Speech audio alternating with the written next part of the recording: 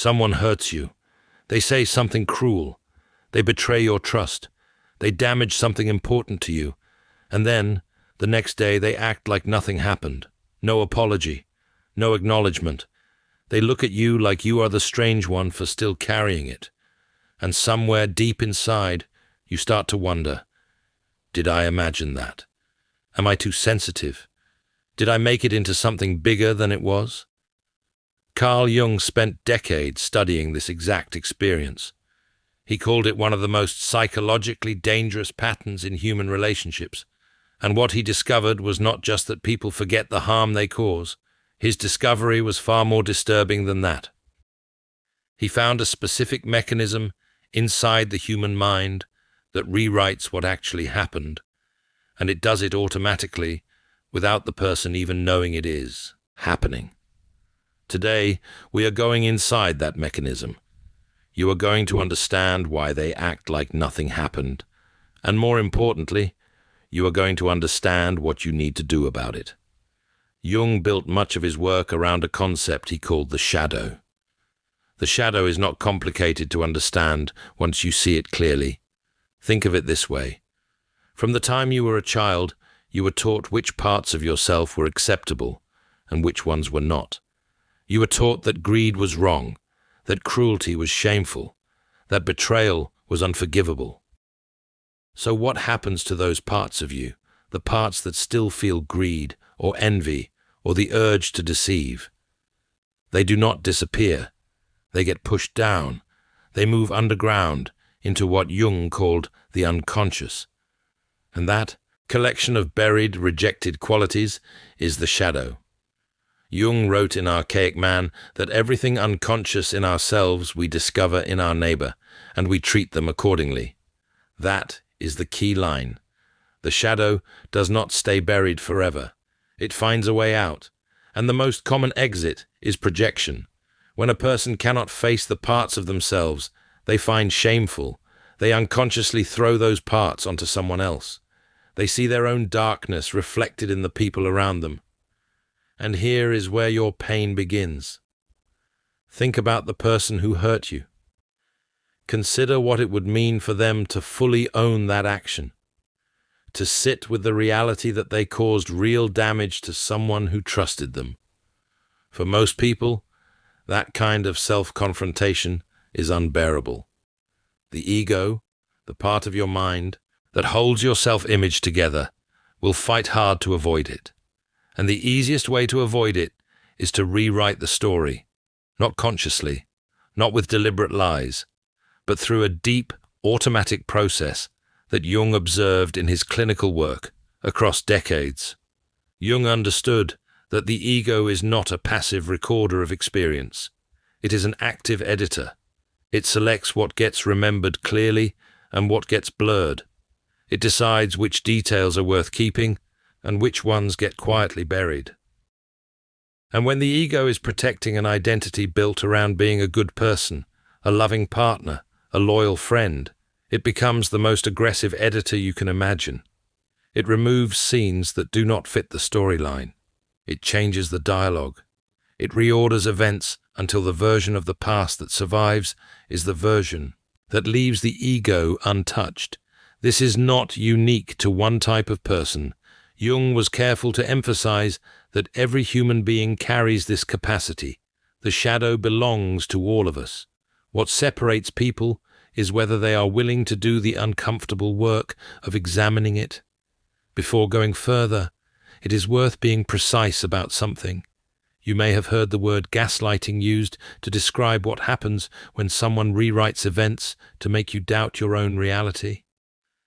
That word is useful, but it is not exactly what Jung was describing, and the distinction matters. Gaslighting usually implies a conscious manipulation, someone who knows they are distorting reality and does it to maintain control. What Jung was mapping is different in its origin, though it can feel identical on the receiving end. Shadow projection is not about what someone is doing to you.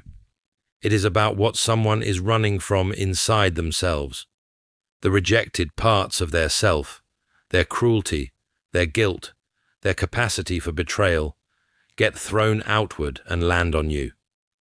The distortion of your reality is a side effect of their flight from their own. Not because it excuses the damage, it does not, but because understanding this tells you why no amount of confrontation or evidence will work. You are not dealing with someone hiding the truth.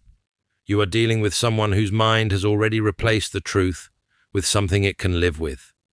The mind of the person who hurt you performs a very specific operation. It scans the situation for any detail, however small, that could be used to reverse the moral weight of what happened. Jung noted this directly in his work on psychological energy, writing that even the worst projection is at least hung on a hook, perhaps a very small one, but still a hook offered by the other person. They find that hook. Maybe you raised your voice once. Maybe you pulled away emotionally before the blow came. Maybe you failed them in some smaller way months earlier. The shadow projection mechanism takes that small hook and hangs every ounce of guilt onto it. Their cruelty becomes a response to your flaws. Their betrayal becomes something you caused. And over time, their brain genuinely stops registering what they actually did. The rewrite becomes their new memory. This is not the same as deliberate lying. This is deeper. They have lied to themselves so completely that confronting them with the truth feels to them like, you are the one being dishonest. This is the reality distortion that Jung documented across his patients. The brain does not simply store uncomfortable truths in a locked drawer. It dissolves them. It reconstructs the past in a way that keeps the ego intact. When the person who hurt you looks at you and sees nothing wrong, when they laugh normally and move through the day as if nothing occurred, it is often because inside their experience, nothing did occur. The story has already been changed at the source. And here is the part that makes this so specifically painful for people who see clearly. Jung observed that more psychologically conscious individuals, people whose feeling or intuitive capacities are well developed, who notice emotional undercurrents and the gap between what people say and what they actually feel, often become the most frequent targets of projection. Jung was careful not to frame this as a formal category. What he noted was a pattern. The more psychologically awake you are, the more likely you are to act as a mirror for someone whose shadow is running unchecked. The shadow carrier senses instinctively that this person sees them, really sees them, and being truly seen is the thing the unintegrated shadow fears most. So the projection begins. The person carrying guilt and shame for what they did to you cannot bear that you see it. Your clear perception becomes the threat. You become the problem. Jung wrote about this in the context of what he called the scapegoat phenomenon. The person who perceives too clearly gets blamed for creating the problems they are merely observing. Empaths aren't broken, they're alchemists in progress. The alchemist's path gives you drills, Jung-based boundaries, and 3 exclusive chapter videos to turn overwhelm into clarity. By Surreal Mind, 236-page downloadable ebook, in stock. Begin now at thesurrealmind.com. When you gently name what happened between you, when you try to have an honest conversation about how you were hurt, your sensitivity and your directness become, in their retelling, manipulation. Evidence of your instability, proof that you are the one causing damage. What makes this so specifically disorienting is the speed at which the inversion happens. You start the conversation hurt. You end it apologizing. You came in wanting to be heard. You leave wondering if you are the problem. This is not an accident. It is not even a strategy, not in the conscious sense. It is the shadow defending itself with everything it has. And because it operates below the level of awareness, the person running the defense does not know they are running it. They genuinely feel like the injured party. They genuinely feel like your need to discuss what happened is an attack on them. That is the full power of this mechanism at work. Now let's look at a narrative illustration drawn from the behavioral patterns Jung documented throughout his clinical practice. Consider a composite case profile. A woman in a long-term close relationship with someone who broke her trust repeatedly in small, quiet ways. She noticed the inconsistencies.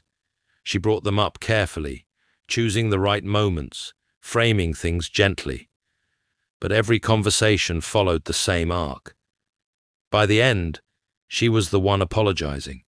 She was too reactive, too accusatory, too quick to manufacture problems where none existed. Over time, she began to genuinely doubt her own memory. She started keeping a private journal, not to build a legal case, but simply to hold on to what had actually happened, because the gap between her lived experience and the story she was being fed had grown so wide that she was beginning to believe their version of events over her own. What Jung would recognize immediately in a case profile like this is the textbook operation of shadow projection under sustained pressure. The person causing harm had built an identity around being a caring, devoted partner. Any evidence that contradicted that identity was psychologically intolerable to them. So the mind, working fast and below the level of conscious awareness, converted every incident into something she had provoked. The journal she kept was not paranoia. It was psychological survival. She was holding on to her own reality at a time when the reality distortion field surrounding her was strong enough to erase it completely. That journal, those private written records of what she knew to be true, became the thread back to herself. This is what Jung meant when he wrote that the psychological rule says that when an inner situation is not made conscious, it appears outside as fate. The person who hurt you is not facing their inner situation. They are not doing the work of looking at their shadow, and so that unprocessed guilt and shame does not stay inside them. It comes outside. It lands on you. It shapes the way they treat you, the way they talk about you, the way they retell the story of what happened between you. Their inner darkness becomes your outer circumstance, not because you deserved it, because they refused to see it in themselves. There is a second layer to this that Jung identified, and it is the one that often does the most lasting damage. Shadow projectors do not only distort reality for themselves, they spread it. Jung used the term participation mystique, borrowed from anthropologist Lucien Levy-Bruhl, to describe how psychological boundaries between people dissolve, and one person's inner contents begin to bleed into the emotional reality of those around them. This psychic contagion does not require anyone to be malicious or even aware of what is happening. It spreads through the ordinary channels of trust and concern. You were hurt by someone, and then somehow, gradually, the people around you began to see you through that person's lens. They became worried about you in the exact ways that person described. They pulled back in the exact moments that person predicted they would. You were not just dealing with one distorted mind. You were inside a contagion that had quietly reorganized the emotional perceptions of almost everyone you trusted. This is one of the cruelest aspects of the whole dynamic, because it takes away the very thing you would naturally turn to for support. When the projection spreads, the people who might have helped you reality check your experience have already been seeded with a version of you that makes your account seem unreliable. They have been told, in the language of concern, that you tend to misread things, that you have been struggling, that they should take what you say with a certain amount of caution. By the time you reach out, the ground has already been prepared against you. You feel it in how people respond, the slight pause before they answer, the way the conversation stays careful. Jung observed that this is not a conspiracy. Nobody sat down and decided to work against you. Each individual simply absorbed the projection and organized their perception around it, the way water takes the shape of whatever container holds it. Drawing on the patterns Jung described across his writings on the shadow, the scapegoat phenomenon, and projection, we can identify 5 behavioral markers that consistently appear when projection has moved from occasional to dangerous. Jung did not package these as a numbered checklist, but the behaviors he documented across his clinical observations map onto the same constellation every time, and recognizing them together is what separates a temporary misunderstanding from a sustained projection dynamic you need to exit. The first marker is absolute certainty about other people's motivations. They do not say they think you might be acting from a certain place. They tell you what you are doing and why, with no room for your own account. They speak about your inner life with more confidence than you feel about it yourself. That confidence is not insight. It is the sound of projection, wearing the costume of perception. The second is immunity to evidence. You can explain yourself clearly, calmly, with patience and detail, and none of it penetrates. The explanation itself gets absorbed into the projection as further proof of your dishonesty. The third is emotional intensity, wildly out of proportion to what actually happened. Small things trigger enormous reactions, because the small things are stand-ins for the buried content they cannot face. The fourth is a consistent history of being the victim in every conflict, across every relationship over time. The cast changes, but the story stays the same. Ask yourself, is there a single conflict in their history where they were not the wronged party? If the answer is no, you are looking at a pattern that long predates you. The fifth is recruitment behavior. They bring others into their version of events with the language of concern, not accusation. They say they are worried about you. They just want people to understand what you are really like. When you see all 5 of those markers together, you are not in a conflict that can be resolved through conversation, patience, or emotional generosity. You are in contact with an unconscious force that will use every attempt at honesty as new ammunition. Continuing to engage does not demonstrate strength. It demonstrates that the psychic contagion is working. Every time you craft a more careful explanation, every time you lower your voice and soften your words, hoping that this time it will land, you are feeding the very mechanism erasing your reality. For Jung, the primary solution to projection was always the withdrawal of the projection by the person doing the projecting. The person causing harm needs to reclaim what they have thrown onto you and own it as their own. But Jung was also a realist. He knew most people in the grip of unexamined shadow projection will not do that work on your timeline. What he emphasized for the person being projected upon was maintaining individual consciousness, continuing to individuate, to become more fully yourself, rather than collapsing into the role being assigned to you. In practical terms, that means creating distance from the source of projection, not as punishment, not as a dramatic statement, but as a necessary condition for keeping your own psychological reality intact. Remove yourself from the field where your reality is being systematically overwritten. That is not retreat. That is the beginning of integration. But withdrawing is only part of the answer. The deeper work, the part that transforms this experience from wound to wisdom, is something Jung called shadow integration. And here is the part that surprises most people. This integration work is not primarily about understanding them. It is about understanding yourself. Because Jung made a crucial observation about people who end up consistently targeted by shadow projectors. He found that the perceptive individuals, the ones who could see others clearly, often had one significant blind spot. They could not extend that same clear vision toward themselves.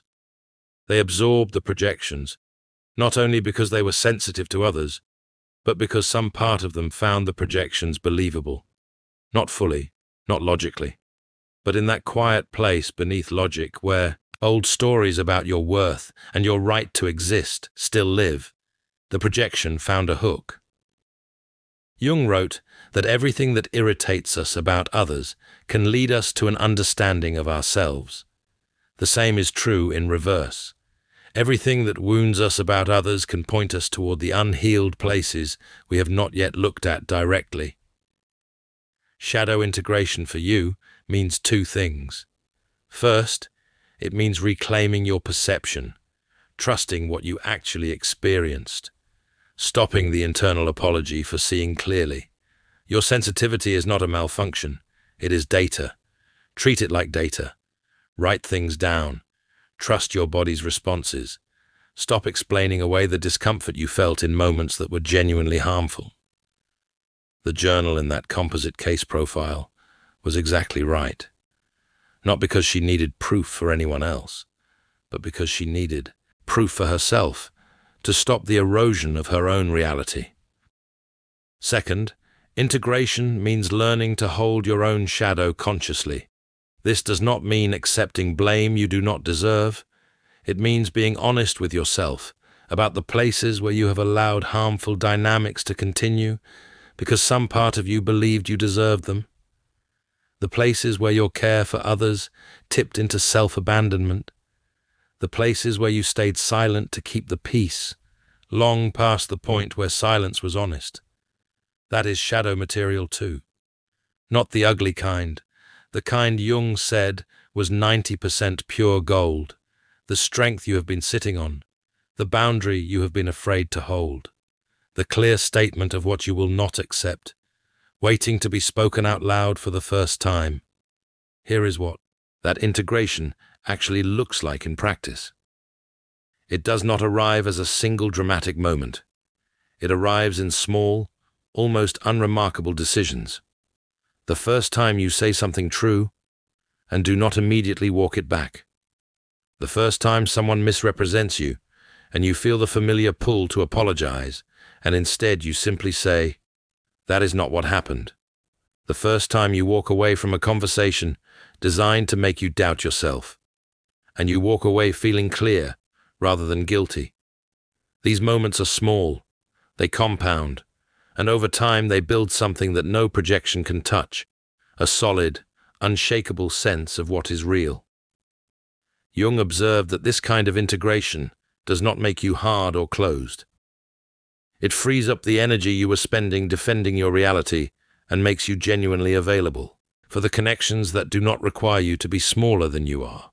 When you integrate that material consciously, something specific shifts in your relationships.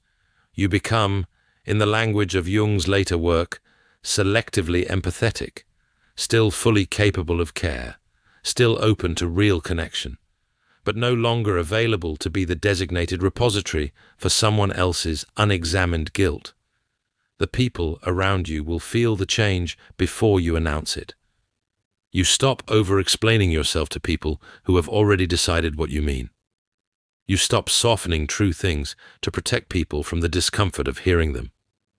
You stop treating your own discomfort as evidence that you are wrong. For someone who has been carrying another person's shadow without knowing it, these shifts are seismic. They are the difference between living as a mirror for someone else's unacknowledged darkness and living as yourself. Jung spent his life studying what happens when people refuse to look at their own darkness. He watched it come out sideways, in cruelty that arrived without warning, in betrayals that felt impossible to explain, in the baffling experience of being blamed for damage you did not cause.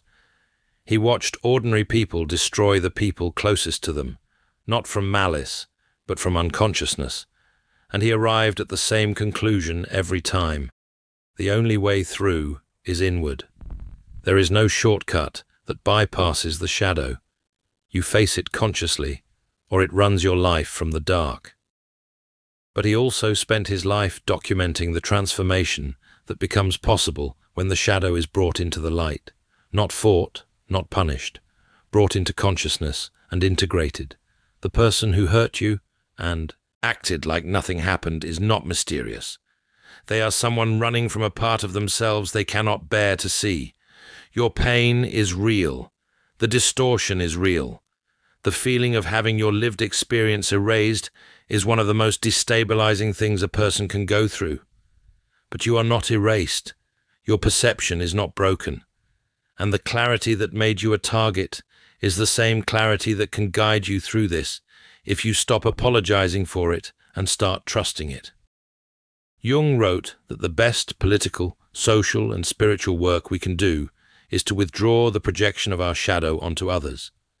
That work starts inside. It starts with you refusing to carry the shadow of someone who chose not to carry it themselves. It starts with you recognizing that the version of you they needed to create, the unstable one, the dramatic one, the one who sees problems that are not there, that version is not a description of who you are. It is a description of what they needed you to be, so they could avoid looking at themselves. You were not too sensitive. You were not too much. You were simply awake in a situation that required everyone to stay asleep. Stop apologizing for being awake. That clarity was never your weakness. It was your direction forward. In The Alchemist's Path, perception training for empaths, you'll turn overwhelm into wisdom with practical drills, Jung-inspired boundaries, and step-by-step perception training. This guide includes 3 exclusive chapter videos to deepen each lesson. Written by Surreal Mind, 236 pages, beautifully designed 8.5 by 11 downloadable ebook, in stock now. Start your training today. Feel deeply while thinking clearly. Get The Alchemist's Path at thesurrealmind.com.